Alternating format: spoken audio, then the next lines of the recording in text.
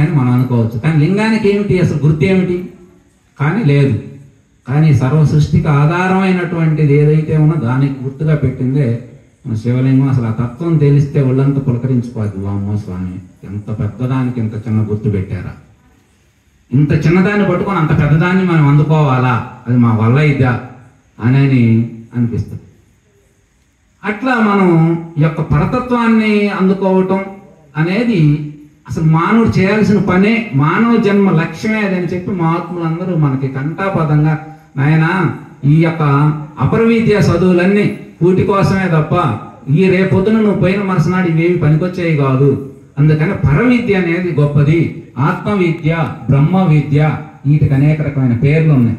ఈ ఆధ్యాత్మిక విద్య అనేది ప్రతి మనిషి నేర్చుకోవాలి, దాని గురించి అన్వేషించాలి, దాన్ని తెలుసుకోవాలి.